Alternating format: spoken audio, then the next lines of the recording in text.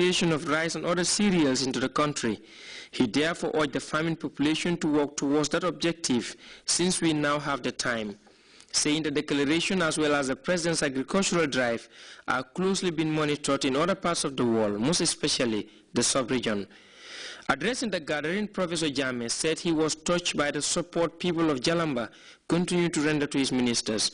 The action, he said, has been humanitarian, but at the same time assertive, underscoring a high level of trust and belief this community has in him. He promised to reward them for their solidarity, giving them a sum of $200,000 through the Vice President, Her Excellency Ajah Dr. Isatunja Isedi. The money was handed over to them, but the President nevertheless continues to underscore the importance of processing our local produce into finished products, saying it is high time we take control of our destiny. The products we consume, according to him, are not only unhealthy, but also have grave health consequences. The Gambian leader cited the chickens imported into the country to justify his argument, noting there is now every need to include in poultry production Gambia's local chickens, which are more resilient and delicious. He concluded calling for the establishment of community farms to help in the upkeep of the village committees. Abdunjai, GRTS. The ferry Johe has been fitted with new machines, and now officials of Gambia Ports Authority and representatives of partner institutions are working round the clock to complete repair works before it takes to the seas. Crossing to either banks of the estuary is hampered by the condition of the fleet of ferries that ply the strategic crossing point. We have more in this report by Mudu Bajan. Deliver standard ferry service and as well ensure safety at sea for their esteemed customers. Gambia Ports Authority technicians and other officials embark on a comprehensive maintenance exercise on Johe, a ferry that plies the Banjul Barra crossing point. For equipment such as a ferry weighing tons of kilograms, pulling it out of sea, a rigorous activity that requires the employment of technical expertise. Working hand in glove with their partners, the vessel was finally towed out of water. The exercise saw the participation of senior ports officials, among them the Acting Director Technical Services, Ferries, Lamin Jawara, who directed on the operation. The vessel has been taken out of the water so that we can inspect the underhull of the vessel, and also check if there are any problems. And we also have to check the thickness of the plates so that the thicknesses that are beyond the acceptable levels will be changed.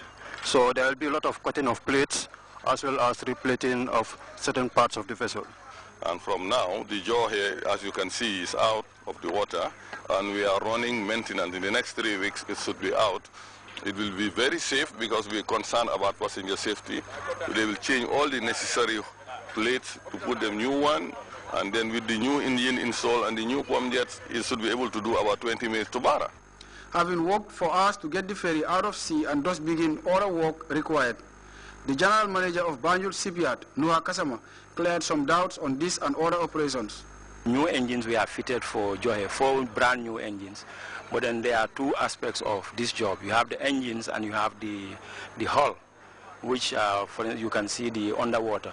So that is, we've completed the first phase. The second phase is what we are trying to do now. That's to slip the vessel up completely out of the water and then do a good work on the underwater, which hinges on safety, really, safety at sea. After finally hauling Johe out of sea, work started on several areas, including its outer body, which was scraped of sediments.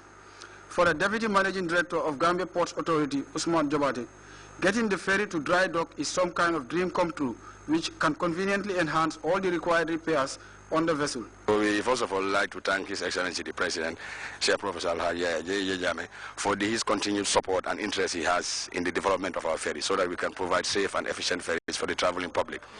The project was funded jointly by the government and the GPA in partnership. So it involves the fixing of new engines for the Kanilai and the Johe ferry, and also new engines for the Soma and Farafenye ferries in Transgambia, all with a view to improving their technical capability. The repairs on Johe, which plies this highly sought after crossing point, is very anticipated by the public, and therefore requires even greater efforts by the Gambia Ports Authority to put it back at work. Notwithstanding, safety at sea, regardless of whatsoever case, should never be compromised. Modu Bajan, GRTS. Muslims will mark Maulud Nabi, otherwise called Gamo, this evening with overnight prayer vigils. The Prophet Muhammad, peace be upon him, was said to have been born on this day, and the faithful usually gather to listen to recitals of the life and times of Prophet Muhammad, peace be upon him. The Supreme Islamic Council and State House Mosque Committee remind the general public that Maulud Nabi commemorations at State House will commence at 9 p.m. on Monday, 13 January 2014. The President has instructed the Minister of Works, Construction and Infrastructure to construct the main road in Fajikunda that leads to the stream. The development comes barely a week after the youth of Fajikunda, Bajonkoto, embarked on a self-help exercise meant to rehabilitate the same road. Samuel Ba visited the area and reports work has started in earnest. Weeks since the Baba Jasa youth group of Fajikunda Bajonkoro manifested their presence in the country's youth development circles by rehabilitating this critical road leading to the Oyster Creeks. The voluntary development initiative earned them plaudits from the Gambian leader as he ordered for the immediate construction of the road. After survey works have been conducted, the trenches are being dug and the road design set to be completed.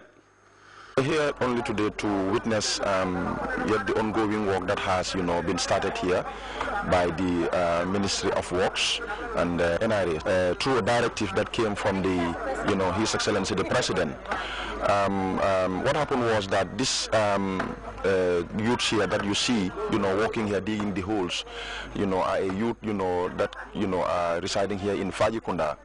They came to my office some time ago that they have, some initiatives, that they want to embark upon. I give them the necessary advice, and when they started, some kind of road rehabilitation, I facilitated, GRTs to come and, cover their activity.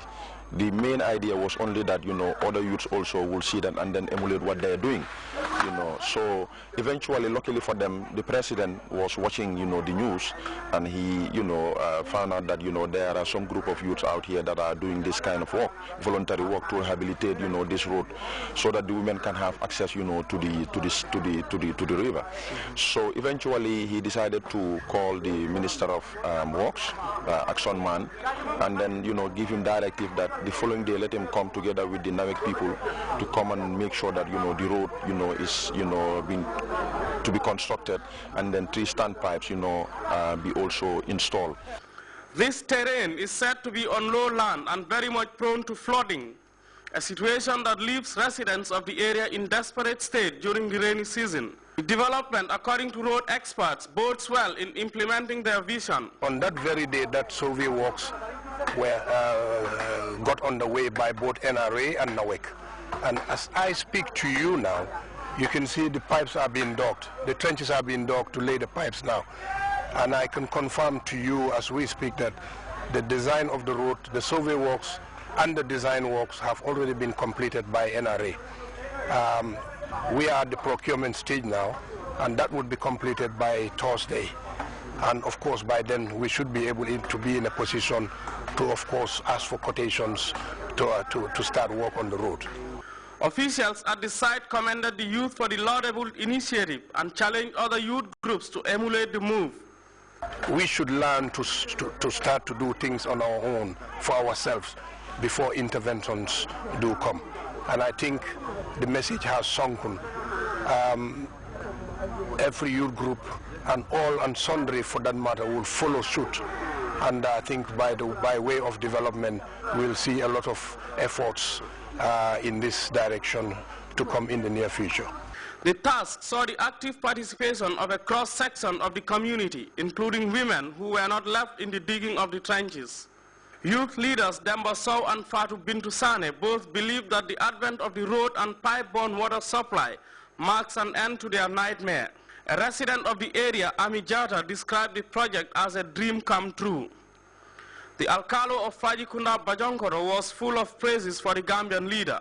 A good road network and pipe-borne water are said to be crucial social amenities for economic development, and the coming of these facilities for the residents of Fajikunda Bajonkoro could herald more development opportunities for the area. Samuel Ba, GRTS. Mauritania and Mali pledged to combine efforts against terror.